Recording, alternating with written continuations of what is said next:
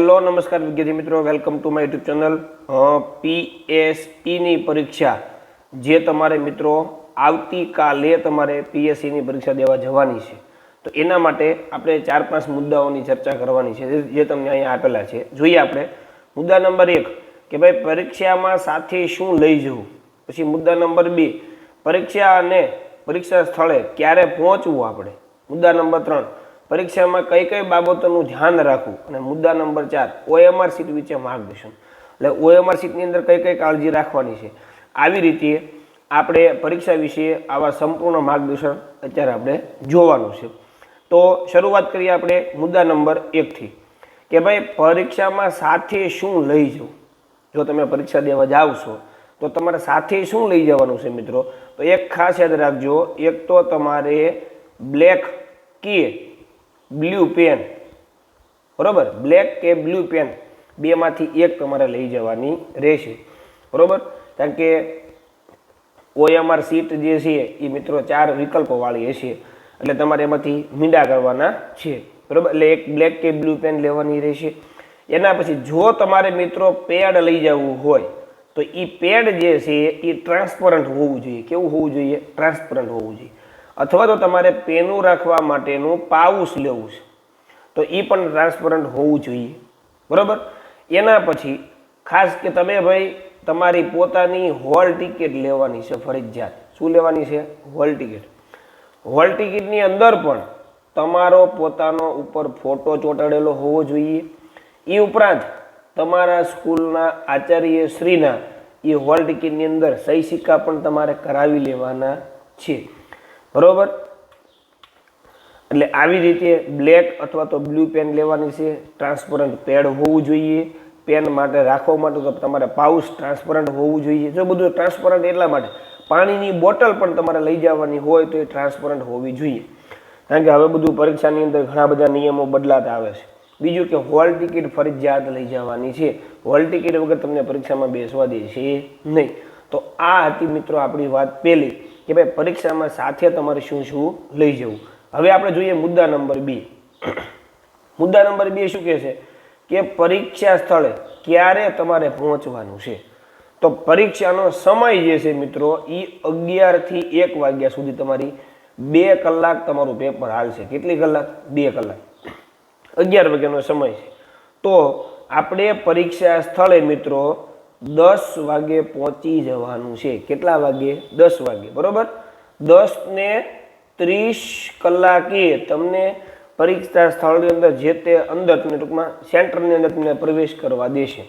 એટલે આપણે 10 વાગે પહોંચી જઈએ, અથવા આપણને કોઈ અગવડતા સગવડતા અથવા તો કંઈક વસ્તુ ભૂલાઈ ગઈ તો આપણે એની વ્યવસ્થા કરી શકીએ. એટલા માટે ફરજિયાત કલાક અગાઉ તમારે પહોંચી જવાનું.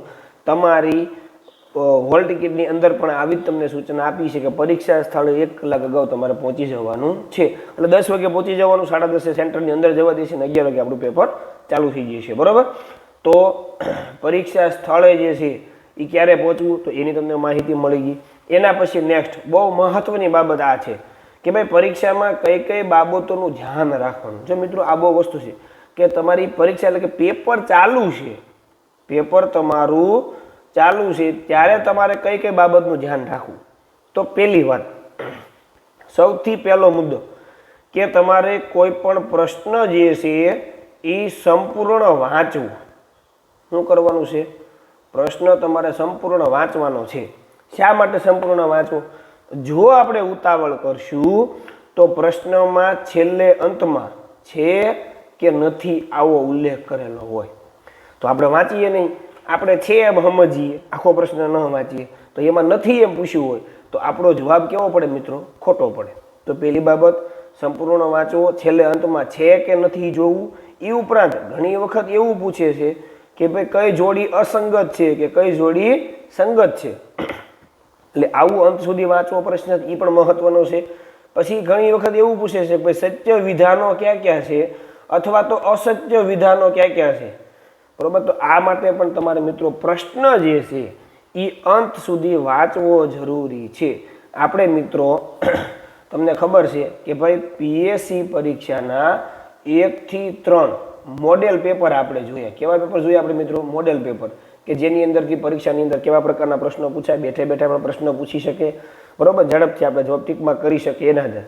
તો એમાં પણ પ્રશ્નો એવા હતા છે, નથી, અસંગત, સંગત, સત્ય કે અસત્ય, ખોટું, હજી એક રહી ગયું, જો ખોટું વિધાન કયું છે અથવા તો ખોટી જોડી કઈ છે, બરોબર. તો આવું બધું જે છે એ તમારે મિત્રો અંત સુધી ફરજિયાત વાંચવાનું છે, ફરજિયાત ને ફરજિયાત.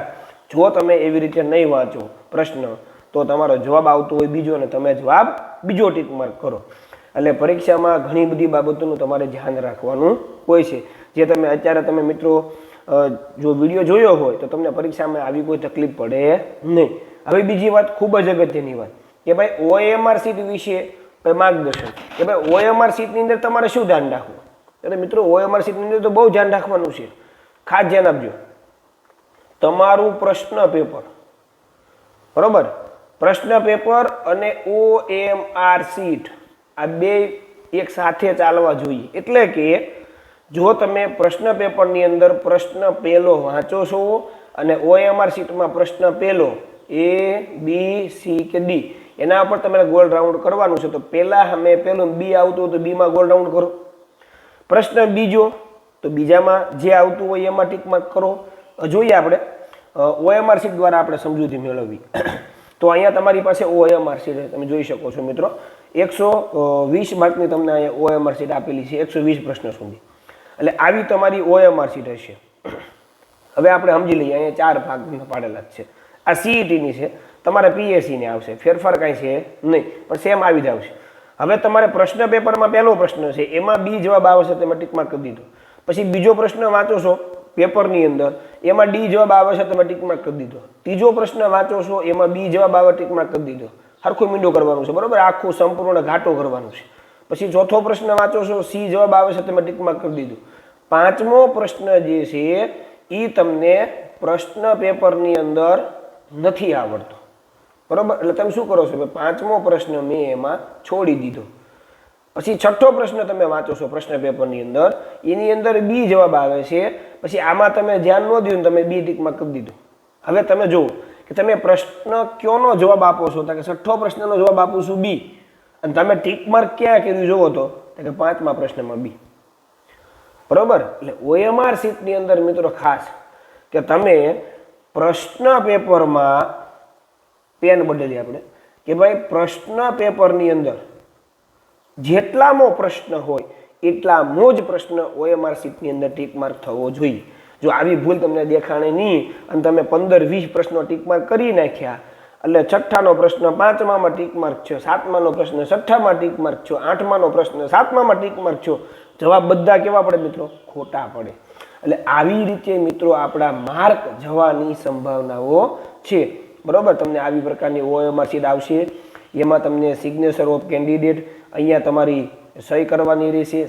પછી ઇન્વિટેગેટર એટલે કે જ્યાં સુપરવિઝન હશે એની જ સહી આવશે. પછી તમારો સીટ નંબર અહીંયા લખવાનો હોય, દાખલા તરીકે અહીંયા 2 હોય તો અહીંયા તમારે 2માં ટીક માર્ક કરવાનું, અહીંયા 4 હોય તો 4માં ગોલ રાઉન્ડ કરવાનું, 1 હોય તો 1માં ગોલ રાઉન્ડ કરવાનું, 0 હોય તો 0માં. આવી રીતે તમારા સીટ નંબર. પછી અહીંયા તમે ગુજરાતી ભાષા પસંદ કરો છો, બરોબર. આવી રીતે તમારે બધી વસ્તુ ટીક માર્ક કરવાની રહેશે. તો આ હતું મિત્રો આપણું કે ભાઈ તમે કાલે પરીક્ષા દેવા માટે જવાના છો તો PSC પરીક્ષાની અંદર તમારે કઈ કઈ બાબતોનું ધ્યાન રાખવું, બરોબર. તો પરીક્ષામાં સાથે શું લઈ જવું એની આપણે વાત થઈ ગઈ, પરીક્ષાને ક્યારે પહોંચવું સ્થળ એ વાત થઈ ગઈ, પરીક્ષામાં કઈ કઈ બાબતોનું ધ્યાન રાખવું અને ખાસ OMR સીટ વિશે, બરોબર. બીજું ખૂબ જ અગત્યની વાત કે ભાઈ તમારું પેપર 1 વાગે પૂર્ણ થશે.